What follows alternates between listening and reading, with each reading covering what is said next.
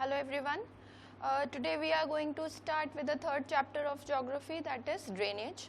This is one of the most important chapters that you have to deal with in class 9 pertaining to geography.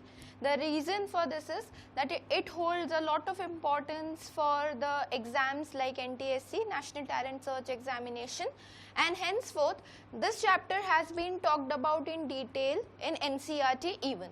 Alright, now before starting with this chapter, we are here first going to discuss some of the key terms that will be used in the chapter henceforth again and again, and that is why you need to look into special importance that what does these terms means. तो हम लोग chapter को start करने से पहले इन chapters के की terms के ऊपर ध्यान देंगे, की टर्म्स की डेफिनेशंस के ऊपर ध्यान देंगे, because those terms are not explained in detail in the chapter while we will go through it, but are referred to at all the points, hence we need to look into the detail and the meaning of the chapter, right? So we will first begin with some of the key terms which are used in the chapter.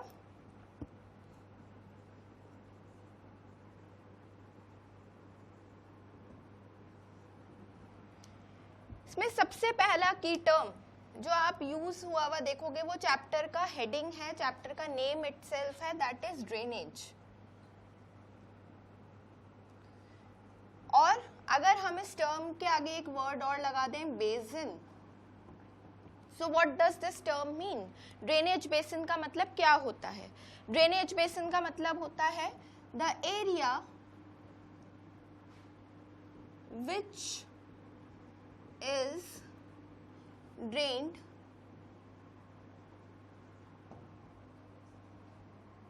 by a single river system is called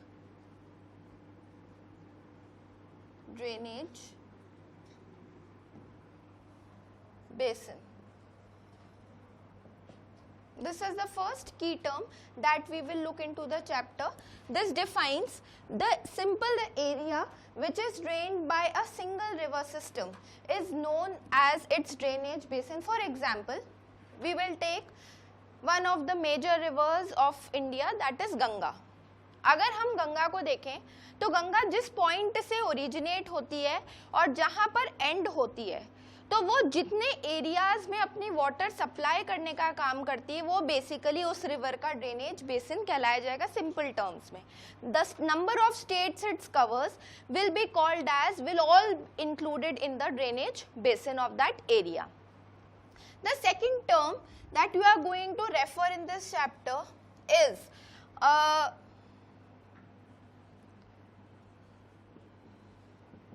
delta. हम दूसरी term जो इस chapter के अंदर refer करेंगे that will be delta. अब delta क्या होता है? Delta refers to the depositional feature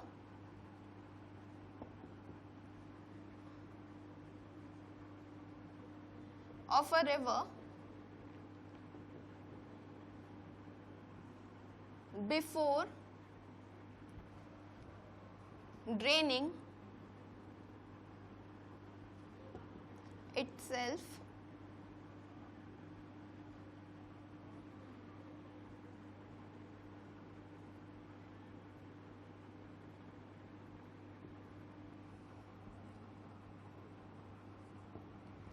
जो दूसरी टर्म हम रेफर करेंगे वो क्या होगी? Delta.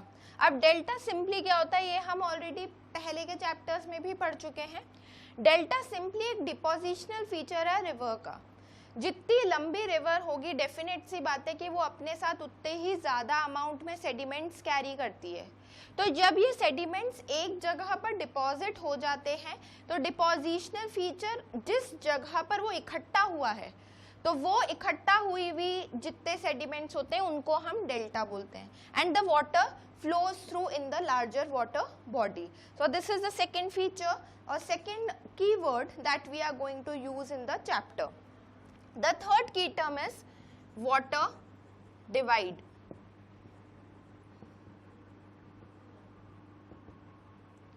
When a piece of land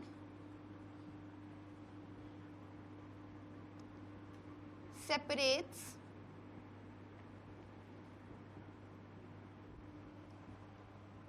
two water bodies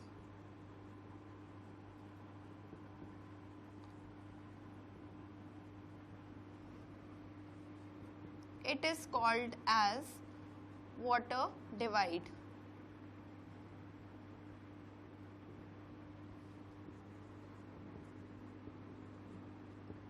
ठीक है, एग्जाम्पल अगर हम इसका लेते हैं तो हमारे पास एग्जाम्पल में है अंबाला,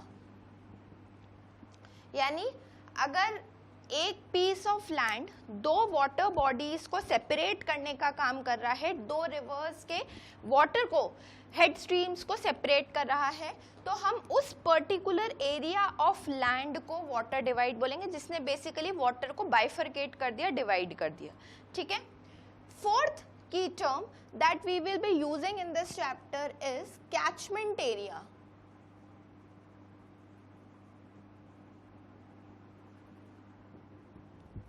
कैचमेंट एरिया का थोड़ा सा मीनिंग ब्रॉडर है और कुछ कुछ ड्रेनेज बेसिन से मिलता हुआ मीनिंग है, जैसे the tributaries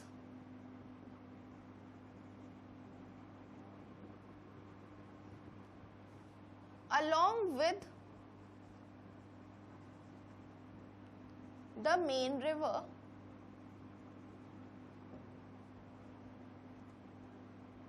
supplies water to a wider area called as catchment area.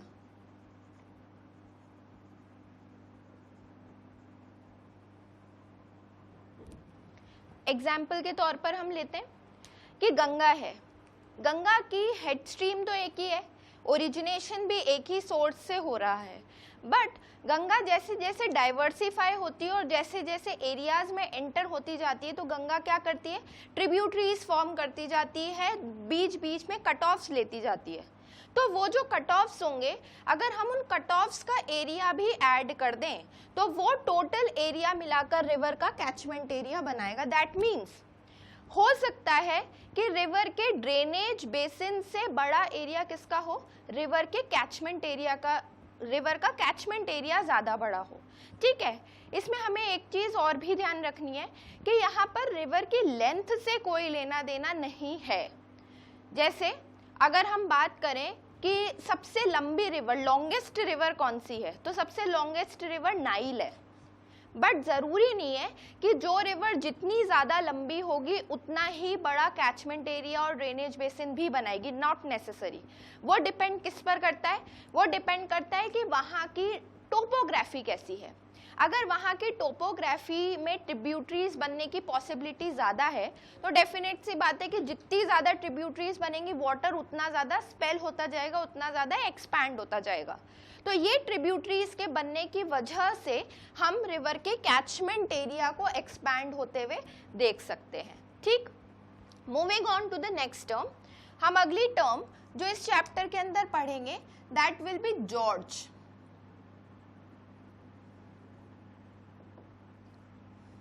ठीक है, अगर आप जॉर्ज की बात करो so this refers to a narrow steep valley lying between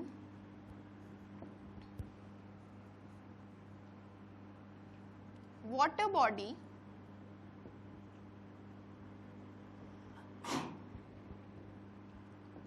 is called as George. ठीक है, जैसे सपोज करो कि पानी की जो स्ट्रीम्स हैं, पानी की स्ट्रीम्स किसी एरिया के या किसी माउंटेन से या किसी नैरो जगह के बीच में से पानी की धारा जो है वो निकल रही है. हम ये जनरली माउंटेनियस रीजन में ज़्यादा देखेंगे. The reason why, mountainous region में आपको जो टेरेन्स मिलेंगे वो टेरेन्स हिली टेरेन्स होंगी, प्लस हिल्स में जो स्टीप्स, जो स्लोप्स हैं वो बहुत स्टीप होते हैं. तो जॉर्जेस बनने की जो प्रोबेबिलिटी है, ये प्रोबेबिलिटी आपको हिली रीजन्स के अंदर ज़्यादा मिलेगी as comparison to other regions like plains और प्लेट्यूज। हेंसफोर्थ यहाँ पर ये जो नैरो स्टीप वैली है जो वाटर के साथ साथ चल रही है, उस नैरो स्टीप वैली को हम जॉर्ज बोलते हैं। ठीक है, moving on to the next key term,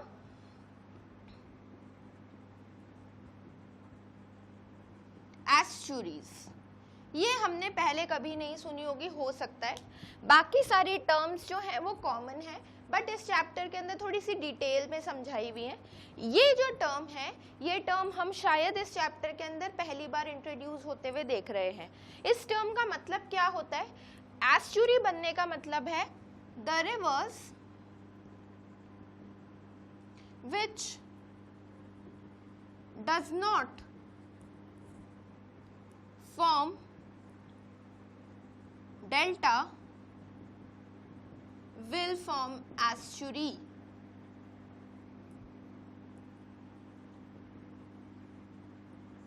ठीक है, जो रिवर्स बेसिकली डेल्टा फॉर्म नहीं करती वो रिवर्स एस्चुरी फॉर्म करती है। अब एस्चुरी बनती कैसी है? It is that narrow zone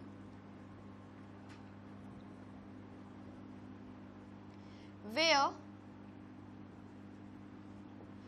the fresh water mixes with the saline water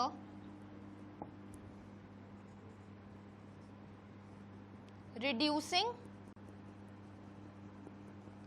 the salinity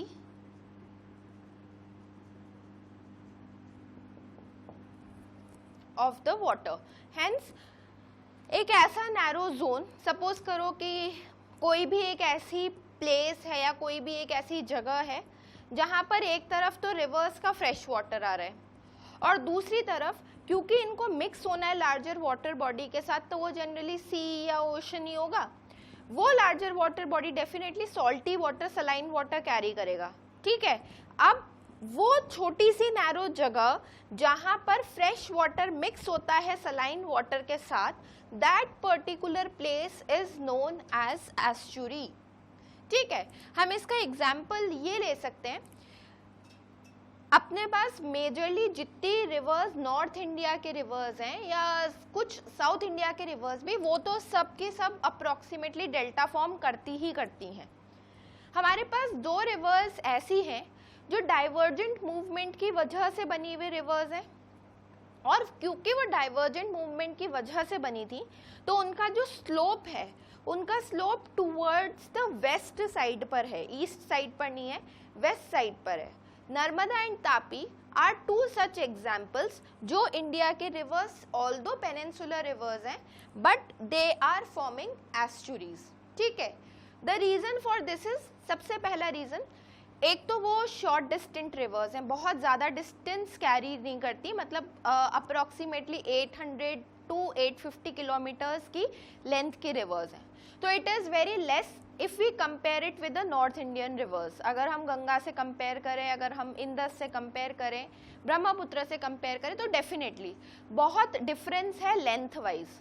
तो सबसे पहली चीज़ कि उनमें डिपोजिशन करने के लिए होगा ही क्या, डिपोजिशन ज़्यादा नहीं होता तो डेल्टा फॉर्मेशन की पॉसिबिलिटी वहीं पर कट ऑफ हो जाती है। दूसरी चीज़, क्योंकि उनका जो स्लोप है, उनका स्लोप ही उनको ऑपोजिट डायरेक्शन की तरफ लेकर जा रहा है, वेस्ट की तरफ लेकर जा रहा है, तो अपन ने ऑलरेडी ये चीज़ पढ़ी हुई है कि जो हमारी वेस्टर्न कोस्टल स्ट्रिप है, वो कोस्टल स्ट्रिप बहुत नैरो है। वो क्यों नैरो है, उसका रीज़न यही है जो हमने प्रीवियस चैप्टर के अंदर भी पढ़ा था कि क्या रीजन की वजह से वो बहुत स्ट्रिप नैरो है, क्योंकि वहाँ की मेजर रिवर्स डेल्टा नहीं फॉर्म करती, तो कुछ डिपोजिशन है ही नहीं।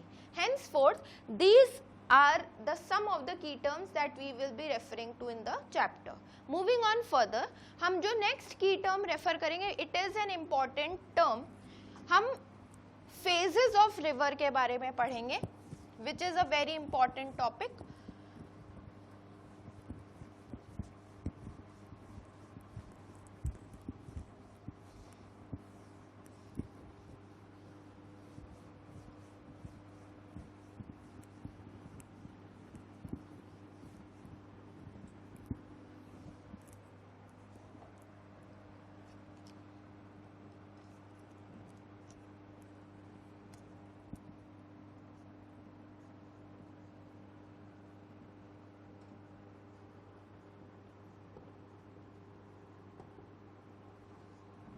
हम रिवर के 3 फेजेस के बारे में पढ़ेंगे जिनको हम कोर्स बोलते हैं, that is upper course, middle course and lower course. तो हमें यहाँ पर 3 फेजेस के बारे में पढ़ना है, अपर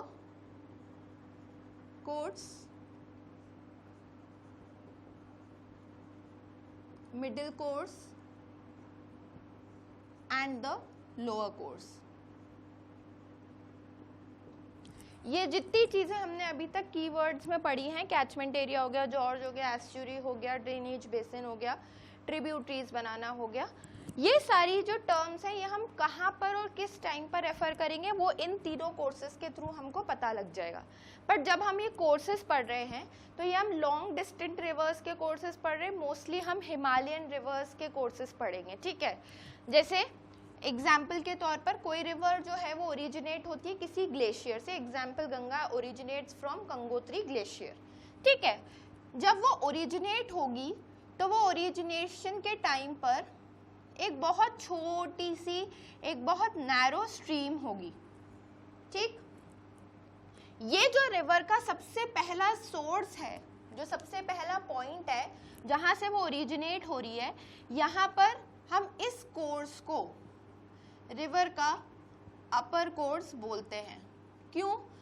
इस अपर कोर्स में उसको ज़्यादा मूव करने की जगह नहीं मिलती, जैसे जैसे जहाँ पर जो पहाड़ियाँ आती जाएंगी वो उसके सहारे सहारे पानी जो है वो मूव करता जाएगा। हेंस यहाँ पर इसकी जो स्ट्रीम होती है वो स्ट्रीम बहुत नैरो है, बहुत थिन है और बहुत पतली स्ट्रीम होगी रिवर की, ठीक है। ये रिवर का सबसे पहला अपर कोर्स है, ठीक। इस अपर कोर्स के बाद जब ये प्लेन्स में एंटर होना स्टार्ट होती है तो इसको क्या मिलने लगते हैं, रास्ते में बैरियर्स मिलने लगते हैं। वो पत्थर के फॉर्म में भी हो सकता है, किसी बड़े रॉक के फॉर्म में भी हो सकता है, anything which acts as a barrier.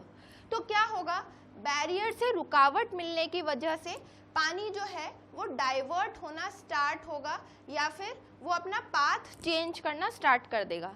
ये जो पाथ चेंज किया और वाटर डाइवर्ट हुआ, ये रिवर की ट्रिब्यूटरीज कहलाई जाती हैं। ये क्या बोली जाती है, tributaries. And this place where it is changing its path is known as the middle course of the river. इस मिडिल कोर्स की एक और खास है, एक और स्पेशलिटी है कि ये मिडिल कोर्स में रिवर जो है वो कभी भी सीधा नहीं मूव करती, वो बैरियर्स के अकॉर्डिंग ट्विस्ट एंड टर्न करती है, मूव करती है। तो रिवर की क्योंकि मूवमेंट ट्विस्ट एंड टर्न वे में होता है तो इस पॉइंट पर ये सबसे ज्यादा मियांडर्स फॉर्म करती है। क्या फॉर्म करती है, मियांडर्स। मियांडर्स का मतलब सिंपली होता है the movement of the river in twisting and turning way is known as formation of meanders, ठीक। The third place जहां पर बिल्कुल लोअर कोर्स है रिवर का, इसको हम बोलते हैं लोअर कोर्स, ठीक। और इस जगह पर आप सबसे बड़ा फीचर क्या देखोगे, लोअर कोर्स का सबसे स्पेशल फीचर होता है कि यहाँ पर जो टर्न्स होते हैं वो टर्न्स बहुत ज़्यादा शार्प हो जाते हैं या बहुत ज़्यादा बेंड हो जाते हैं। तो बेंड होने की वजह से क्या होगा, ये वाली जो साइड है, ये वाली जो साइड है ये तो हमेशा इरोजनल एक्टिविटी परफॉर्म कर रही है, ठीक। और ये जो अंदर वाली साइड है इसकी, जो कि एक ट्रफ के फॉर्म में हमको दिख रही है, which I have marked in red colour, ये जो साइड है ये साइड हमेशा कौन सी एक्टिविटी परफॉर्म करेगी, डिपोजिशनल एक्टिविटी फॉर्म करेगी। तो इसकी एक साइड से तो कॉन्टिन्यूसली इरोजन होता है और इसकी दूसरी साइड पर कॉन्टिन्यूसली डिपोजिशन होगा। तो ये जो फेज होता है, इस फेज में या तो आप रिवर्स को डेल्टा बनाते हुए देखोगे जो हम ऑलरेडी पढ़ चुके हैं, या फिर यहाँ पर डेल्टा के साथ साथ आप कभी कभार ऑक्स बो लेक्स की फॉर्मेशन भी देखोगे। ये 3 फेजेस हैं जो रिवर के होते हैं, upper course, middle course and lower course, ठीक है। यहाँ पर हम एक चीज तो पढ़ चुके हैं, ट्रिब्यूटरीज। रिवर अपने लोअर कोर्स में ट्रिब्यूटरीज तो मिडिल में बनती है और लोअर कोर्स में डिस्ट्रीब्यूटरीज भी फॉर्म होती हैं। डिस्ट्रीब्यूटरीज का मतलब होता है that suppose here we see formation of a delta example. अब जब ये डेल्टा फॉर्म करेगी तो डेफिनेट सी बात है कि इस डेल्टा में से आप कुछ रिवर स्ट्रीम्स को निकलते हुए भी देखोगे। तो वो जो रिवर स्ट्रीम्स इस एरिया में से बहकर निकल जाती हैं डेल्टा में से, उन रिवर स्ट्रीम्स को हम डिस्ट्रीब्यूटरी बोलते हैं, और जो मिडिल कोर्स में बनी उनको हम ट्रिब्यूटरीज बोलेंगे। अगर हम इसको एक डायग्रामेटिकली रिप्रेजेंट करें तो इसका डायग्रामेटिक रिप्रेजेंटेशन कुछ ऐसा होता है।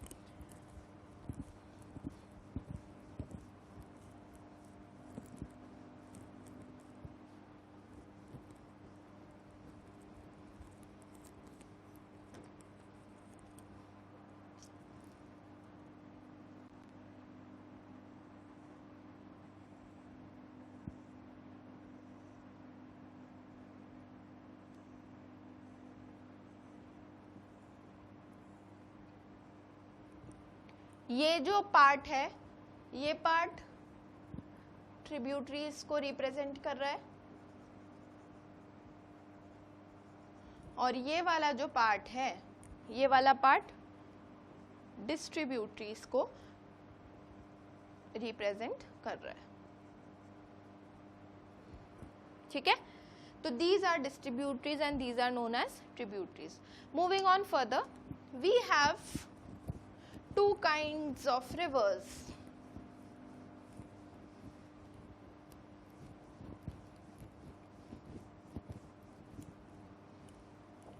We have Himalayan rivers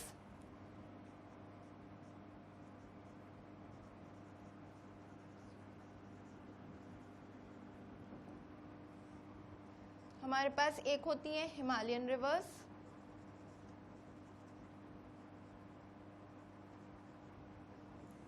और हमारे पास दूसरी होती हैं पेनिनसुलर रिवर्स।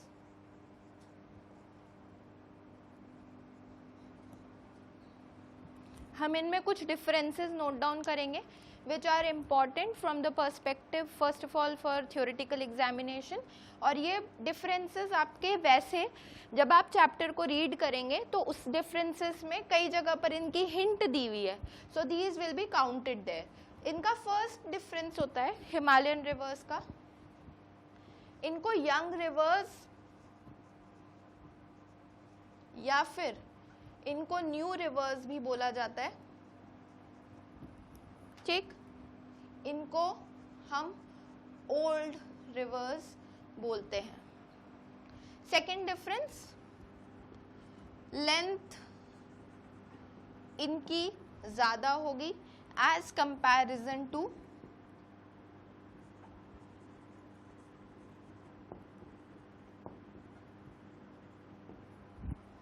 इनकी लेंथ कम होती है। ठीक, तीसरा डिफरेंस है, ये पेरिनियल रिवर्स हैं और इनका नॉन पेरिनियल रिवर्स हैं।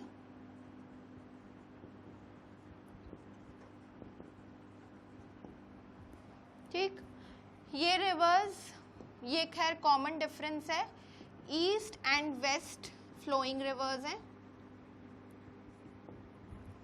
और फोर्थ, ये भी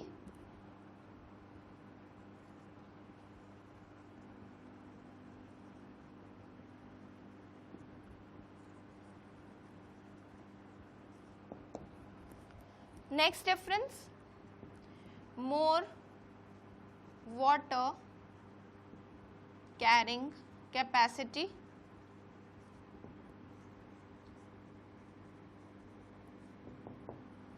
इनमें ये डिफरेंस है, लेस वाटर कैपेसिटी। ठीक है, एग्जाम्पल,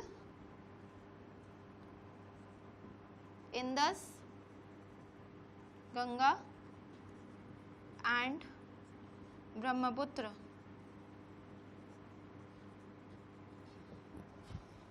इसका एग्जाम्पल गोदावरी कावेरी,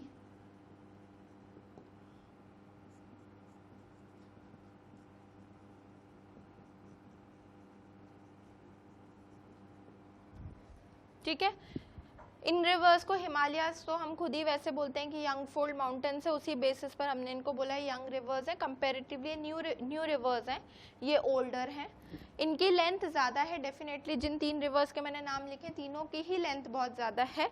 इंदस की जैसे लेंथ 2900 किलोमीटर्स है, गंगा की 2500 किलोमीटर्स है, and Brahmaputra is even exceeding the length of Ganga. इनकी लेंथ कम है, अप्रॉक्सीमेटली 850 किलोमीटर इनकी मैक्सिमम है।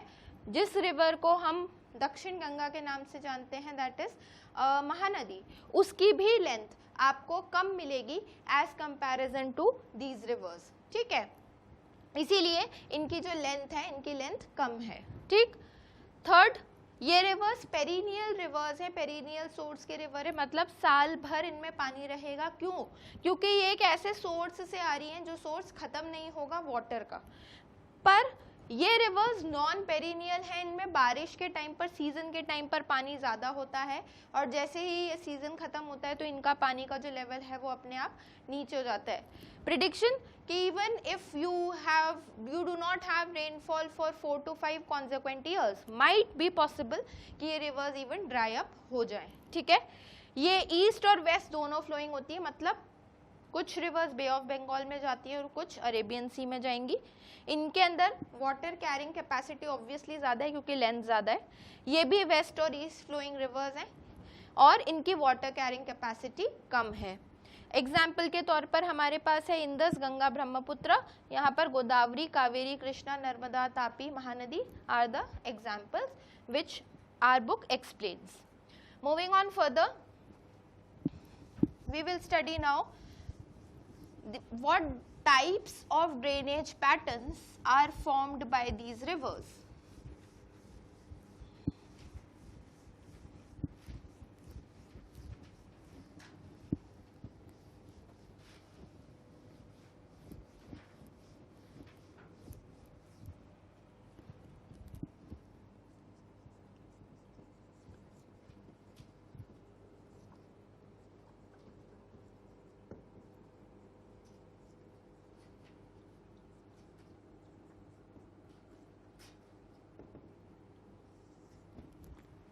ये रिवर्स 4 तरीके के ड्रेनेज पैटर्न बनाएंगी।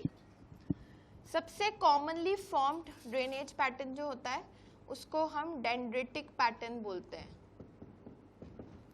ठीक है। सिंपली अगर इसको डिफाइन करना हो, विच रिजेंबल्स लाइक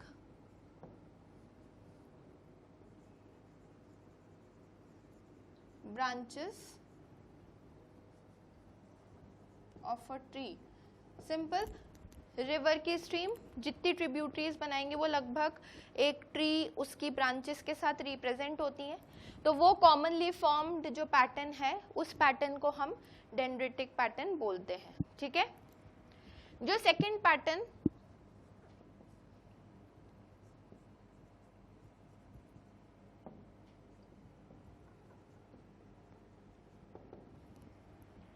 ये जो पैटर्न है, this depends on the rock structure. 3 तरह के रॉक्स होते हैं हमारे पास, इग्नियस रॉक्स, मेटामॉर्फिक रॉक्स और सेडिमेंट्री रॉक्स। अब इसमें से जो इग्नियस रॉक्स हैं वो प्राइमरी फॉर्म्ड रॉक्स हैं।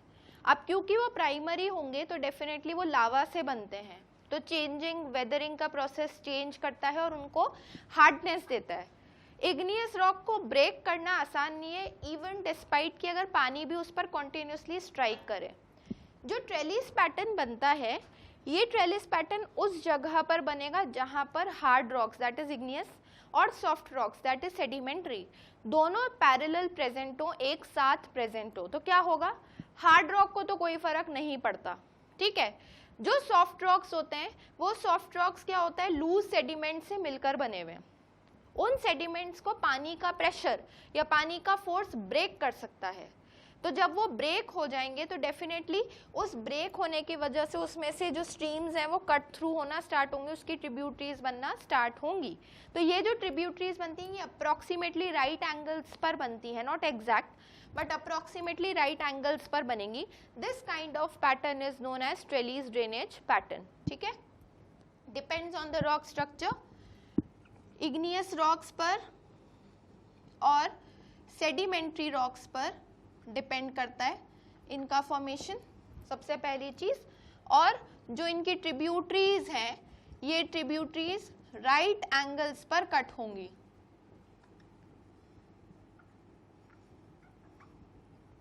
ठीक है, और ये रॉक्स पैरेलल प्रेजेंट होने जरूरी हैं। The third type of drainage pattern is known as rectangular. Rectangular pattern सिर्फ वहीं पर मिलेगा जहां पर आपको इग्नियस रॉक्स मिलते हैं। ठीक, अब एग्जाम्पल लेते हैं कि ये एक स्ट्रैटा है जो इग्नियस रॉक का है। ठीक, वाटर इज पोरिंग इन, पानी सीधा सीधा आ रहा है। इग्नियस रॉक में अगर कोई फॉल्ट नहीं है एग्जाम्पल, तो पानी क्या होगा, सारे मूव करेगा, जिस डायरेक्शन में उसको कट मिल रहा है वो उसी डायरेक्शन में मूव करता जाएगा। And henceforth you won't see formation of any stream there, हम कोई स्ट्रीम की फॉर्मेशन नहीं देखेंगे। पर अगर इसमें बाय डिफॉल्ट कोई क्रैक है तो ये क्रैक से क्या होगा, पानी आ रहा था पर पानी निकल गया बाहर, and the passage from which it passes through, ये पैसेज के थ्रू इसकी ट्रिब्यूटरीज बनना स्टार्ट होंगी। तो ये जो ट्रिब्यूटरीज फॉर्म होनी स्टार्ट होती हैं, इस टाइप ऑफ ड्रेनेज पैटर्न को हम रेक्टेंगुलर पैटर्न बोलते हैं। कहाँ पर मिलेगा, सिर्फ इग्नियस रॉक्स जहाँ पर होंगे, हार्ड रॉक्स जहाँ पर होंगे वहाँ पर आपको ये मिलेगा। और लास्ट ड्रेनेज पैटर्न है रेडियल। जिस रेडियल पैटर्न से हम देखते हैं कि अगर एक ही सोर्स से एक से ज्यादा रिवर की स्ट्रीम्स अगर निकल रही हैं, it generally represents a dome like structure, और इस डोम लाइक स्ट्रक्चर से अगर एक ही बार में ज्यादा स्ट्रीम्स डाइवर्सिफाई हो रही हैं, स्टार्ट हो रही हैं, तो हम उस टाइप के पैटर्न को रेडियल पैटर्न बोलते हैं। हमारे पास इसका बेस्ट एग्जाम्पल इस रेडियल पैटर्न का है, डोम लाइक स्ट्रक्चर, और इसका बेस्ट एग्जाम्पल जो हमारे पास है that is Mansarovar lake which is in Tibet, जो तिब्बत में है। बट उस एक सोर्स से आप इंदस ओरिजिनेट भी होते हुए देख सकते हो, आप गंगा ओरिजिनेट होते हुए भी देख सकते हो, और आप सतलज को ओरिजिनेट होते हुए भी देख सकते हो। ठीक है, तो वो एक ही सोर्स है जो तीनों रिवर्स को वाटर फीड करने का काम कर रहा है, hence that will be known as radial drainage pattern. So in today's class what all we had learned, in today's class हम लोगों ने सबसे पहले स्टार्ट किया था कुछ बेसिक की टर्म्स से जो इस चैप्टर के अंदर यूज करी जाएंगी। सेकंड, हम लोगों ने हिमालयन रिवर्स में और पेनिनसुलर रिवर्स में डिफरेंसेस पढ़े, और हमने 4 तरीके के ड्रेनेज पैटर्न पढ़े। नेक्स्ट क्लास में हम लोग इन रिवर्स के डिस्क्रिप्शन के बारे में पढ़ेंगे। We have to study Indus, Ganga and Brahmaputra का ड्रेनेज बेसिन, और पेनिनसुलर रिवर्स में हमको 6 रिवर्स का ड्रेनेज पैटर्न पढ़ना है। So next, in the next class we will cover this topic. Thank you so much.